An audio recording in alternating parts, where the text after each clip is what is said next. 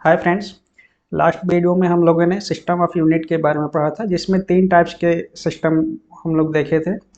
MKS system, CGS system and FPS system. तो इन तीनों के बारे में हम लोग डिटेल से देख लिए थे। और आज के लेक्चर में हम लोग देखेंगे कि लंबाई, समय और द्रव्यमान के अन्य कौन कौन से मात्रक है। जैसा कि हम लोगों ने देखा हो फर्स्ट लेक्चर में कि लंबाई का जो मात्रक था मीटर था, द्रव्यमान का मात्रक किलोग्राम था और समय का मात्रक सेकंड था। तो ये तीन मात्रक को छोड़ के लंबाई के और कौन कौन से मात्रक हैं, द्रव्यमान के और कौन कौन से मात्रक हैं और समय के और कौन कौन से मात्रक हैं। तो लंबाई, समय और द्रव्यमान के अन्य मात्रक के बारे में हम लोग पढ़ेंगे, अदर यूनिट्स के बारे में। तो चलिए स्टार्ट करते हैं।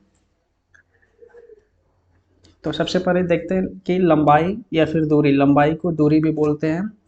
जो भी डिस्टेंस होगा उसको हम लोग लंबाई में कंसीडर करेंगे। ठीक है, तो लंबाई के मात्रक के बारे में हम लोग देखेंगे, यूनिट्स के बारे में। तो लंबाई का मात्रक क्या होता है? मीटर होता है। एसआई यूनिट या फिर एमकेएस यूनिट क्या होता है? मीटर होता है। और एक मीटर में कितना एमएम होता है? 1000 या फिर 1000 एमएम होता है। फिर एक मीटर में कितना सेंटीमीटर होता है? 100 सेंटीमीटर होता है। एमएम क्या है? ये भी लंबाई का मात्रक है। सेंटीमीटर क्या है? ये भी लंबाई का मात्रक है। तो एक पद्धति से दूसरे पद्धति में जब कन्वर्ट करेंगे तो इसका यूज किया जाएगा। तो इसके लिए एक जो टेबल है आप लोग याद कर लेना, क्योंकि जब भी आप लोग यूनिट कन्वर्ट करोगे तो इस टेबल का यूज किया जाएगा। अभी मैं आप लोगों को नीचे बता देता हूँ कि कैसे कन्वर्ट करते हैं।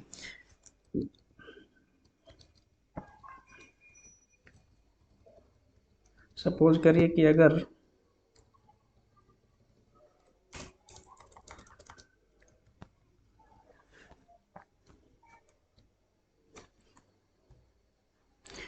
एक मीटर को सेंट 1 मीटर बराबर कितना होता है? 100 सेंटीमीटर होता है। तो अगर कोई ये पूछे कि 1 सेंटीमीटर में कितना मीटर होगा तो कैसे कन्वर्ट करेंगे? यहाँ पे ये जो 100 है इसको यहाँ पे 1 से डिवाइड कर देंगे। ठीक है, तो क्या हो जाएगा?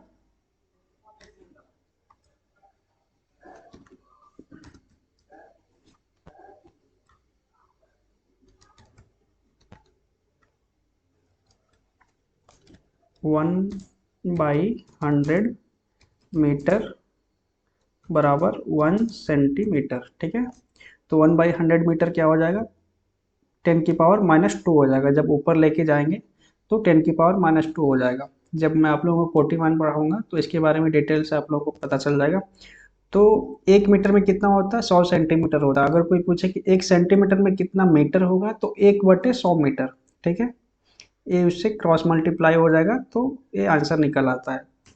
तो अभी आप लोग इस टेबल देख लीजिए, जब आगे मैं न्यूमेरिकल्स बताऊंगा और कोटिमान डायमेंशन का जब चैप्टर आप लोग पढ़ोगे तो ये जो कॉन्सेप्ट है पूरा क्लियर हो जाएगा। ठीक है, तो अभी आप लोग बस टेबल याद करिए। और कुछ स्टूडेंट लाइव क्लास के लिए बोल रहे थे, तो नेक्स्ट मंथ से लाइव क्लास स्टार्ट करेंगे हम लोग। और जो इसका पीडीएफ है वो मैं टेलीग्राम ग्रुप में कल मॉर्निंग में आप लोगों को शेयर कर दूंगा। तो 1 सेंटीमीटर में कितना एमएम होता है? 10 एमएम होता है। ठीक है, 1 किलोमीटर में कितना मीटर होता है? 1000 मीटर होता है। ठीक है, तो ये सब क्वेश्चन जनरली पूछे भी जाते हैं, डायरेक्ट एग्जाम में भी पूछे जाते हैं कि 1 मील में कितना किलोमीटर होता है, तो डायरेक्ट एग्जाम में भी आते हैं क्वेश्चन। ठीक है, तो 1 मील में कितना किलोमीटर होता है? 1.6 किलोमीटर होता है। एक नाभिक मील में कितना किलोमीटर होता है? 1.852 किलोमीटर होता है। एक खगोलीय इकाई में कितना मीटर होता है? 1.495 इंटू 10⁻11 मीटर। ठीक है, एक प्रकाश वर्ष में कितना मीटर होता है? 9.46 इंटू 10⁻15 मीटर। एक प्रकाश वर्ष में कितना मीटर होता है? 9.46 इंटू 10⁻15 मीटर। ये सबसे इंपॉर्टेंट क्वेश्चन है। यहाँ से क्वेश्चन हमेशा बनता है कि एक प्रकाश वर्ष में कितने मीटर होते हैं। तो सबसे इम्पोर्टेंट टॉपिक यही है कि एक प्रकाश वर्ष में कितना मीटर होता है। तो 9.46 इंटू 10⁻15 मीटर, इसको आप लोग याद कर लेना अच्छे से।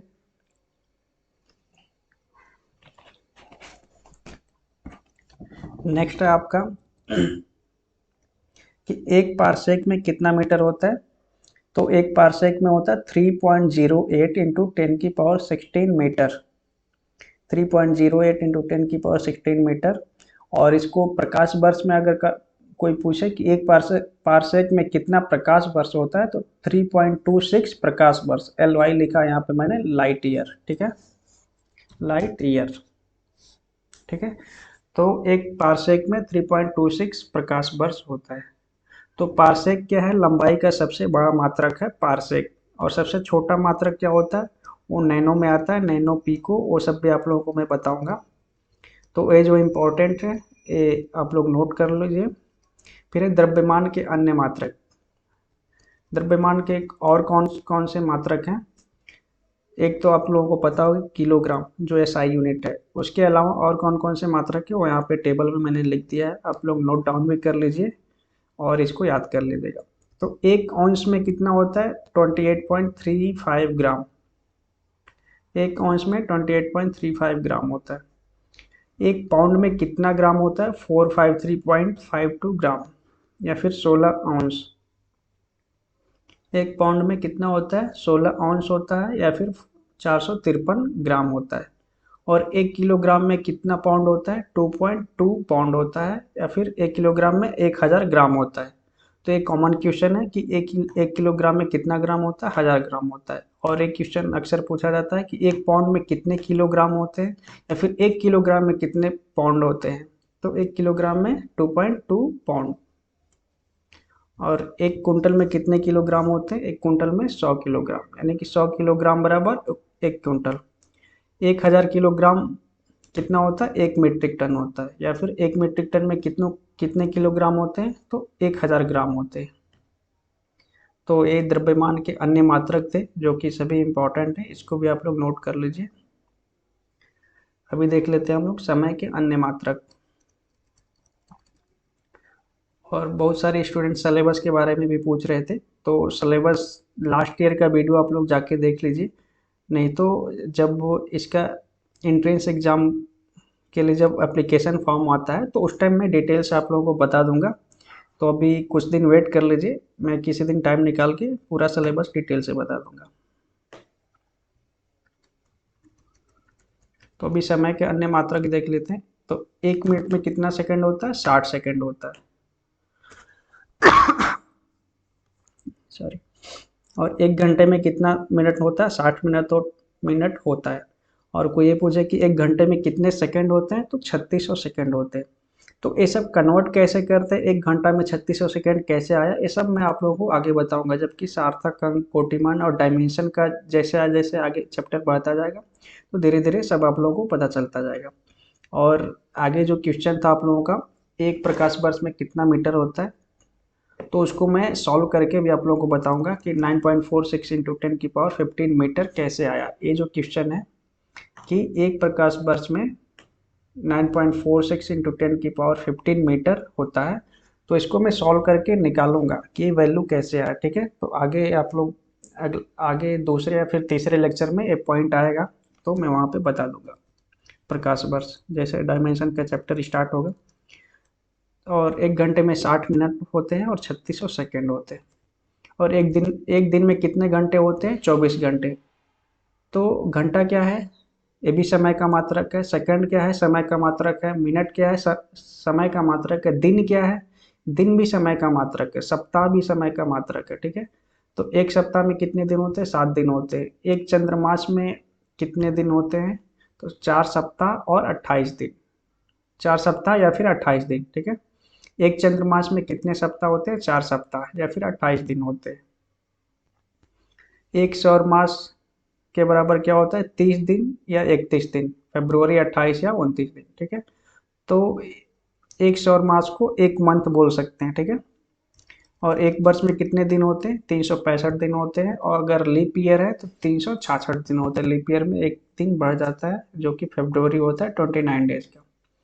ठीक है, तो ये सब थे समय के अन्य मात्रक। सौर मास क्या है, समय का मात्रक है। वर्ष क्या है, समय का मात्रक है। तो ये सारे टेबल आप लोग याद कर लेना। पाउंड क्या है, द्रव्यमान का मात्रक है, ग्राम क्या है द्रव्यमान का मात्रक है, किलोग्राम क्या है द्रव्यमान का मात्रक है, मीट्रिक टन द्रव्यमान का मात्रक है। तो ये सब द्रव्यमान के मात्रक हैं। और फिर लंबाई के मात्रक ये सब यहाँ पे लिखे हुए हैं, किलोमीटर, मीटर, खगोलीय इकाई, प्रकाश वर्ष, पारसेक, मील, सेंटीमीटर, ये सब क्या है लंबाई के मात्रक हैं या फिर दूरी के मात्रक है। तो ये काफ़ी इम्पोर्टेंट चार्ट है, ये सभी आप लोग तीनों याद कर लेना, क्योंकि लंबाई, समय और द्रव्यमान, सॉरी, लंबाई, समय और द्रव्यमान, ये जो तीन यूनिट, इनके तीनों यूनिट जो है ना, ये काफ़ी इंपॉर्टेंट है, क्योंकि हर जगह इन लोगों का इनका यूज होता है। तो आप लोग अच्छे से इसको याद कर लेना। और मिलते हैं नेक्स्ट वीडियो में सार्थक अंक और कोटिमान का चैप्टर लेके। जैसे ही 2 चैप्टर आप लोगों का कंप्लीट होगा ना, सार्थक अंक और फिर इसके बाद आएगा डायमेंशनल एनालिसिस।